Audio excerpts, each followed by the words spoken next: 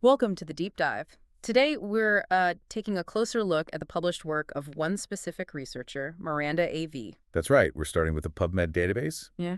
that big resource from the U.S. National Library of Medicine. Exactly. And our search turned up 19 publications under this author's name. 19, yeah. And what's pretty striking right away is the time frame. These papers run from 2003 right up to, well, basically now, May 2025. Wow. Okay. So that's over 20 years of research activity. It really is. It suggests, a long-term sustained involvement in the field, not just a flash in the pan. That's a significant track record. And looking at the breakdown, the publication rate seems fairly steady, but there's this definite spike in 2021. Yeah, that peak is noticeable. Any thoughts on that? I mean, could it be tied to specific events happening then? Maybe a shift in focus? Well, that's a good question. 2021, Yeah. it very likely points towards increased activity maybe around certain global developments. When you actually look at the titles of these 19 papers, the range of topics is, frankly, quite diverse.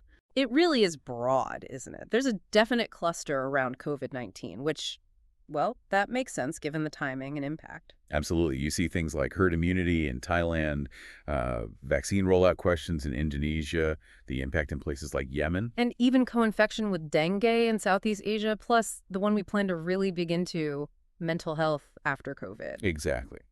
But it's not just COVID. Miranda A.V.'s research also goes into some pretty different territories, like gene therapy for Angelman syndrome. Okay. And work using CRISPR-Cas9, Yeah. the gene editing tool potentially for HIV eradication. That's pretty cutting edge stuff. Definitely. And then there's the Longyearbyen outbreak. Right. So it seems there's this interest in both infectious diseases and also these advanced sort of genetic It technologies. keeps going, too. The African Medicines Agency, medicines regulation, and then this zombie viruses topic. Sounds intriguing. It does. And biothreats. So trying to tie this all together, maybe the common thread is looking at these biological research areas, but through the lens of major public health issues. That feels like a solid interpretation, yeah. Yeah. It's a portfolio that really engages with pressing health challenges from multiple angles. Okay, so to get a better feel for the specifics, let's zoom in on that one article. Mental health in the post-COVID-19 era. Future perspectives. Good idea. This paper came out in May 2022, and it kicks off by reminding us of that key date, March 11, 2020, when the WHO declared COVID-19 a pandemic. A date etched in memory for sure. A real turning point. And the article immediately connects the dots, doesn't it, between the pandemic's chaos, the lockdowns, the uncertainty, job losses, all that, and the pressure on mental health services, which were often already stretched thin. Right. It wasn't just a physical health crisis, was it? The psychological side was massive right from the start. Absolutely. The paper highlights this kind of double whammy. You had people developing mental health issues for the first time, and then those with existing conditions often got worse. Yeah, it really underlines just how deep the psychological impact went. And the article then breaks down that impact on the general public. It's quite a list. More depression, anxiety, stress, panic disorder, OCD. Even somatic symptoms like physical pains caused by stress Oh, and sleep problems. exactly. And sadly, more severe things too, like delirium, psychosis, self-harm, and even suicide rates increasing. And the triggers were everywhere, weren't they? Fear of getting sick, money worries, just the general insecurity, plus all the misinformation flying around. Yeah, the lack of reliable information was a huge factor.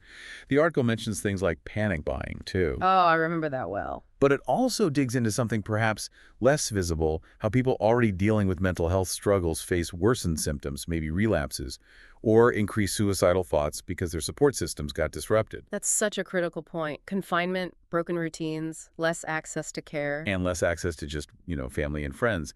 Basic social support vanishing overnight for many. The article mentions studies from China, right? Linking quarantine directly to things like anxiety and insomnia.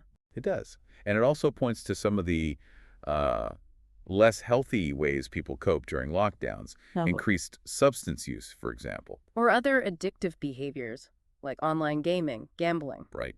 And disturbingly, a rise in domestic violence, too. These were all consequences. And then there's the stigma. Fear of the disease itself actually stopped some people from seeking mental health help when they needed it. Yeah, that combined with Perhaps a lack of trust in authorities or feeling marginalized. Mm. It created real barriers. It really paints a picture of a society under immense strain. What about healthcare workers? The article addresses them specifically. It does, and it's a crucial section. It highlights the intense, unrelenting pressure they faced. Constant stress, huge workloads, burnout. Discrimination sometimes, being separated from their families, the fear of getting infected or infecting loved ones. Plus resource shortages, right? Mm. Especially PPE early on. Yeah. And just dealing with so much severe illness and death. It's hard to even fully grasp. The paper notes that frontline workers, specifically, were hit hardest. Studies showed higher rates of anxiety and depression among them. So facing all that, the article moves into future perspectives. What's the outlook? Well, it anticipates a pretty significant long-term negative impact on mental health because of things like the economic fallout, maybe lingering social isolation. So basically, the demand for mental health services is expected to keep rising globally. That's the forecast, yeah. Increases in depression, anxiety, substance abuse, potentially suicide rates. It's a sobering picture, but it highlights why planning is essential. Okay, but it's not all doom and gloom. The article does offer potential solutions, right? Like Right. telepsychiatry. Exactly. Yeah. And it presents a balanced view, which is good. It talks about the clear benefits. Like better access for patients, less travel, maybe lower costs. Right. And for clinicians, more flexibility may be safer in some contexts. But it also flags the downsides, like missing nonverbal cues over video, keeping patients engaged remotely, Yeah. that kind of thing. It does acknowledge those challenges, but the overall take seems to be that, look, telepsychiatry is a really valuable tool. It expands reach, can make things more affordable, maybe helps bridge gaps between face-to-face visits. Makes sense.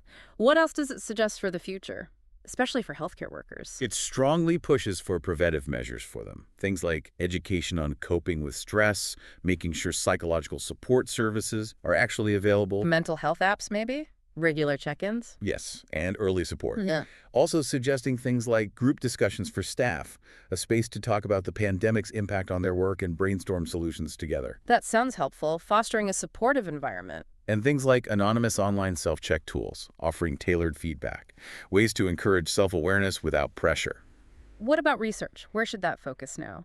The big call is for longitudinal studies, following people over time to really understand the persistent psychological effects.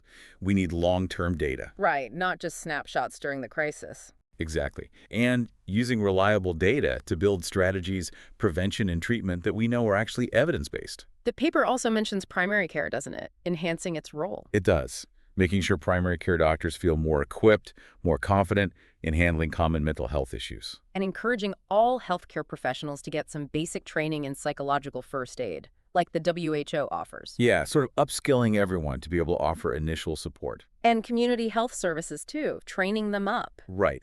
Giving those local frontline professionals the skills to manage psychological crises, communicate effectively, spot problems early, using online training if needed. And finally, the big one, stigma. How does the article suggest tackling that? It says healthcare institutions need systems in place to identify and help patients. But more broadly, it's about normalizing needing help. Acknowledging that mental health struggles are, well, common, especially after something like this. Exactly. Teaching basic self-care, simple distress management techniques, encouraging leaders to talk openly about well-being, being mindful of the language used around mental health, all crucial steps. So the article's conclusion sort of ties this all together. Pretty much. It sums up by saying, look, we're likely facing a surge in psychiatric illness because ordinary people went through something extraordinary. And the symptoms could be a whole range, from emotional distress to severe illness, adding to the burden on healthcare systems everywhere. Right. And the key responses needed are early assessment, better support for healthcare workers, education on self-care, tackling stigma head-on, and expanding services like telepsychiatry. Okay.